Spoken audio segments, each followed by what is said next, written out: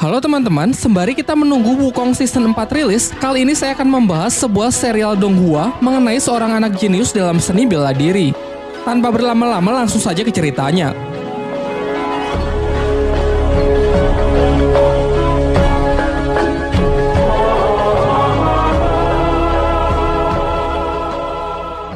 Adegan pertama diperlihatkan seekor rubah putih yang tengah berlari menghindari kejaran para pasukan yang mengincar batu pusaka yang ia bawa.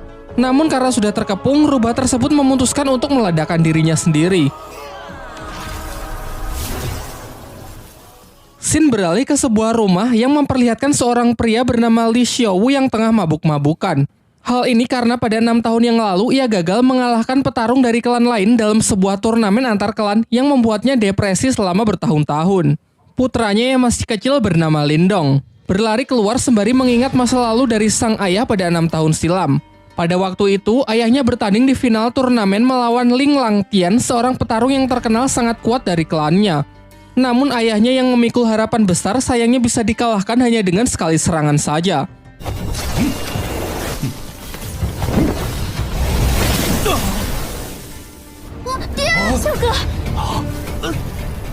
Tak hanya itu, Ling Langtian juga mengambil aura milik ayah Lindong. Singkat cerita, beberapa tahun pun telah berlalu dan Lindong kini telah tumbuh remaja. Pada suatu ketika, ia terlibat perkelahian dengan sepupunya yang bernama Ling San bersama teman-temannya yang membuat ia terperosok ke dalam jurang. Dirinya yang sudah terbaring lemas secara kebetulan darahnya menetesi sebuah batu pusaka peninggalan rubah di awal film, membuat batu itu hancur dan ia pun terjatuh. Di dalam gelapnya tempat itu, batu tersebut memancarkan cahaya keemasan yang membuatnya terbangun. Namun saat tersadar, ia merasa heran dengan tanda bercahaya yang muncul di telapak tangannya serta luka-lukanya yang sudah sembuh. Saat ia pulang, adiknya yang bernama Qing Tan datang untuk mengajaknya bermain karena tak bisa tidur. Seusai bermain, ia juga langsung pergi. Saat Lindong terlelap tidur, kejadian aneh pun terjadi kembali. Ia bermimpi berada di sebuah dimensi biru gelap yang banyak terdapat pohon bambu. Saat ia masih kebingungan, tiba-tiba ia diserang sosok misterius yang perawakannya sangat mirip dengannya. Pertarungan pun tak terhindarkan, yang memperlihatkan kekuatan mereka benar-benar seimbang.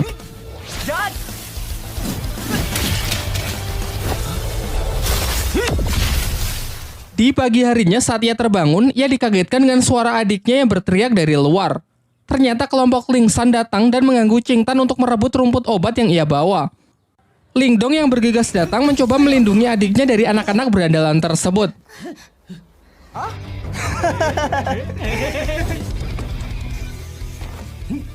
Diperlihatkan kemampuan Lindong yang sudah meningkat pesat mampu menangkis seluruh serangan dari Ling San. Hingga ia akhirnya menyadari bahwa ia telah mengaktifkan teknik rahasia yang bernama tinju 7 suara.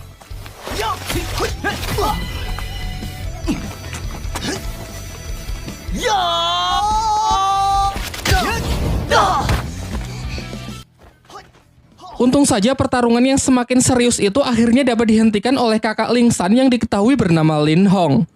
Sebelum pergi, ia menginfokan bahwa tak lama lagi akan diadakan turnamen di klan mereka untuk menentukan pertarung terkuat di klan Lin. Lin Hong yang sangat percaya diri mengatakan bahwa setelah menang nanti ia akan menikahi Qing Tan. Saat kembali, sang ayah menunjukkan gerakan teknik tinju suara yang baik dan benar kepada Lindong.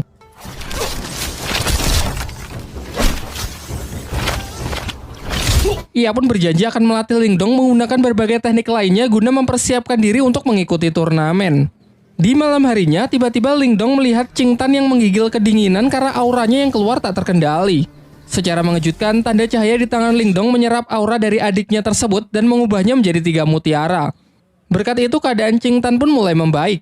Dan sebagai hadiah, Lindong memberikan mutiara tersebut kepada adiknya dengan syarat kejadian ini harus dirahasiakan, termasuk dari kedua orang tuanya. Keesokan harinya, Lindong kembali memulai latihannya dan berhasil meningkatkan ketahanan tubuhnya. Selain itu, kini secara sadar ia bisa memasuki dimensi rubah dan tempat itu ia jadikan sebagai tempat latihan. Bayangan dirinya yang waktu itu menyerangnya sekarang bisa ia manfaatkan sebagai sparring dalam latihan bertarungnya. Singkat cerita, hari turnamen pun telah tiba. Di putaran pertama, Ling Hao bertarung melawan adiknya sendiri, yakni Ling San. Dari segi kekuatan, kecepatan maupun pengalaman bertarung jelas sang kakak lebih unggul. Di putaran kedua, Qing Tan maju sebagai penantang selanjutnya karena tak ingin dinikahi oleh Ling Hao. Namun lagi-lagi Ling Hao menunjukkan kemampuannya yang memang berada di level yang berbeda. Tak lama setelah itu, Ling Dong akhirnya datang dan maju sebagai penantang terakhir.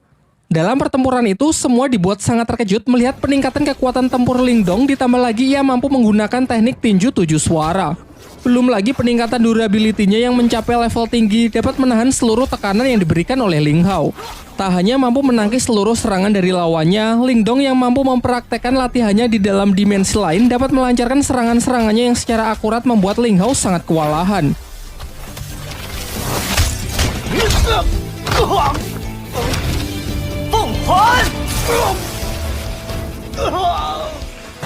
Dengan kemenangannya ini, Ling Dong lah yang keluar sebagai juara dan dinobatkan sebagai petarung terkuat di generasinya.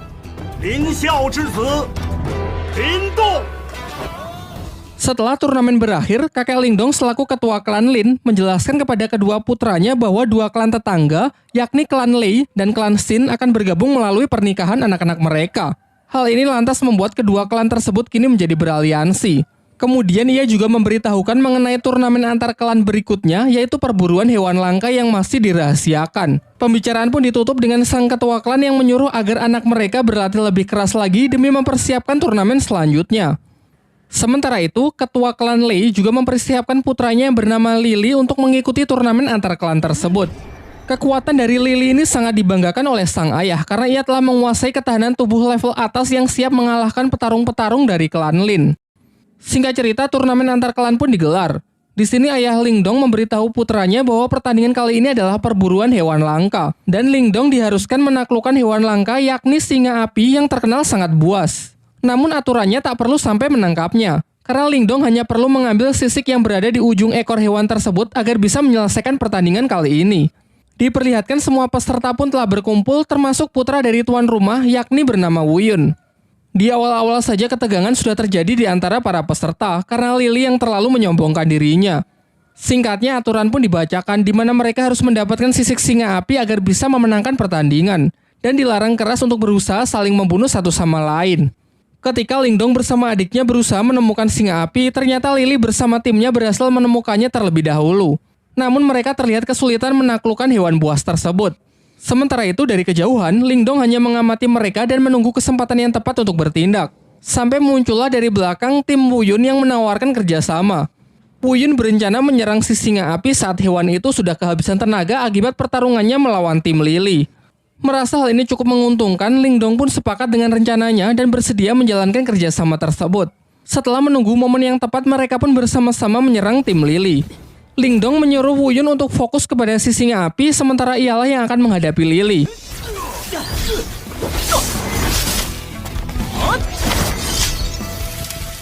Singkatnya, berkat kerjasama yang baik, Wu Yun mendapatkan kesempatan untuk menebas sisik singa api tersebut dan segera pergi meninggalkan medan pertempuran setelah mendapatkannya.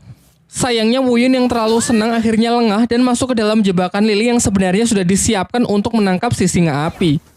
Saat Ling Dong menyusul, ia terlambat karena Lily sudah mengambil sisik singanya dan dengan kejam menendang Wu Yun hingga terperosok ke dalam sarang si singa api. Ling Dong yang memiliki jiwa setia kawan mengabaikan sisik singa itu dan segera menyusul Wu Yun untuk mencoba menyelamatkannya. Sedangkan Lily bersama timnya telah kembali dan dengan bangga menunjukkan sisik singa api yang telah ia dapatkan. Ia juga menceritakan bahwa Wu Yun dan Ling Dong mungkin tak akan kembali karena sudah mati akibat kecerobohannya terpeleset jatuh ke dalam sarang si singa api. Akan tetapi di tengah ketegangan itu, secara mengejutkan Ling Dong dan Wu Yun ternyata berhasil kembali dengan selamat.